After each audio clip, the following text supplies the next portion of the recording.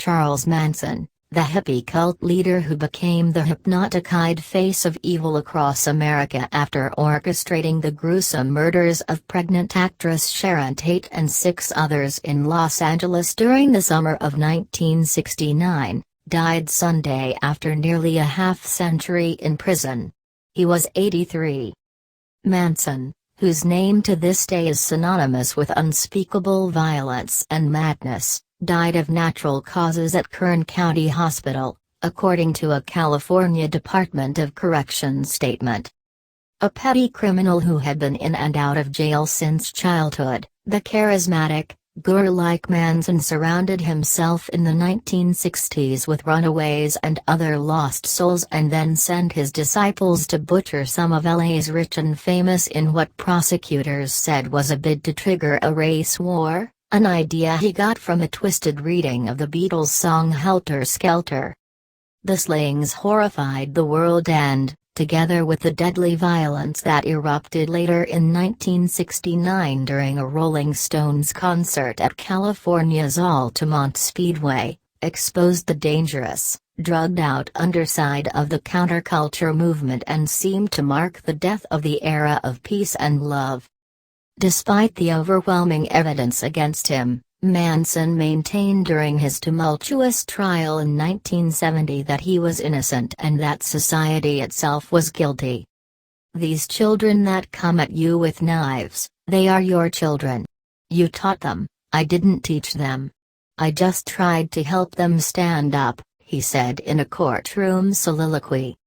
The Manson family, as his followers were called, slaughtered 5 of its victims on August 9, 1969, at Tate's home. The actress, who was 8 months pregnant, coffee heiress Abigail Folger, celebrity hairdresser J. Sebring, Polish movie director Wojciech Frykowski and Stephen Parrott, a friend of the estate's caretaker. Tate's husband, Rosemary's Baby director Roman Polanski, was out of the country at the time. The next night, a wealthy grocer and his wife, Lino and Rosemary LaBianca, were stabbed to death in their home across town. The killers scrawled such phrases as pigs and helter-skelter, sick, in blood at the crime scenes. 3 months later, a Manson follower was jailed on an unrelated charge and told a cellmate about the bloodbath, leading to the cult leader's arrest. In the annals of American crime, Manson became the embodiment of evil, a short, shaggy-haired, bearded figure with a demonic stare and an X, later turned into a swastika, carved into his forehead.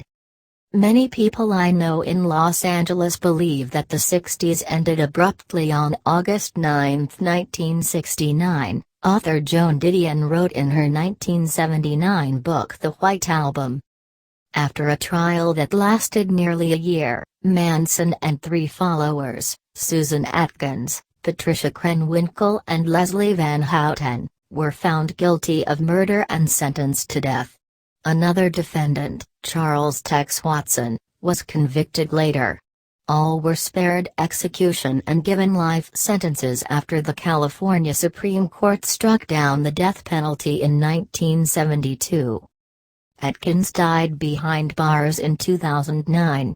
Krenwinkel, Van Houten and Watson remain in prison. Another Manson devotee, Lynette Squeaky Fromm, tried to assassinate President Gerald Ford in 1975, but her gun jammed. She served 34 years in prison.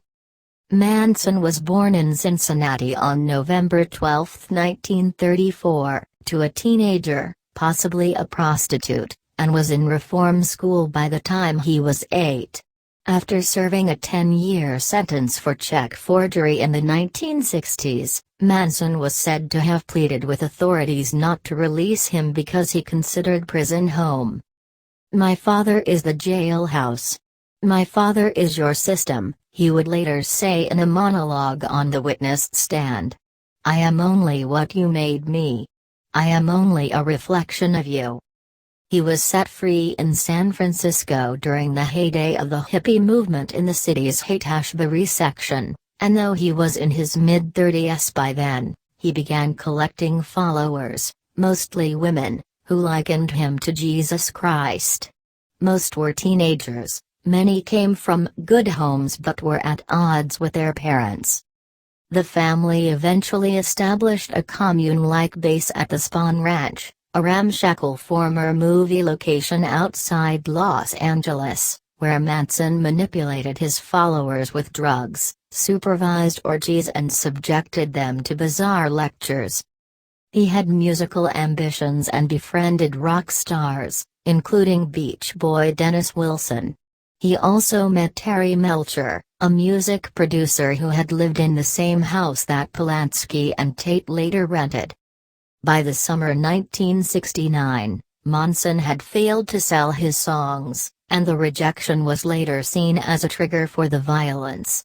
He complained that Wilson took a Manson song called Cease to Exist, revised it into Never Learn Not to Love and recorded it with the Beach Boys without giving Manson credit. Manson was obsessed with Beatles music, particularly Piggies and Helter Skelter, a hard-rocking song that he interpreted as forecasting the end of the world. He told his followers that Helter Skelter is coming down and predicted a race war would destroy the planet. Everybody attached themselves to us, whether it was our fault or not, the Beatles' George Harrison, who wrote Piggies, later said of the murders. It was upsetting to be associated with something so sleazy as Charles Manson. According to testimony, Manson sent his devotees out on the night of Tate's murder with instructions to do something witchy. The state's star witness, Linda Kasabian, who was granted immunity, testified that Manson tied up the LaBiancas, then ordered his followers to kill. But Manson insisted, "I have killed no one, and I have ordered no one to be killed." His trial was nearly scuttled when President Richard Nixon said Manson was guilty, directly or indirectly. Manson grabbed a newspaper and held up the front-page headline for jurors to read, "Manson guilty, Nixon declares." Attorneys demanded a mistrial but were turned down. From then on, jurors, sequestered at a hotel for 10 months, traveled to and from the courtroom in buses with blacked-out windows so they could not read the headlines on newsstands. Manson was also later convicted of the slayings of musician Gary Hinman and stuntman Donald Shorty Shea. Over the decades, Manson and his followers appeared sporadically at parole hearings, where their bids for freedom were repeatedly rejected.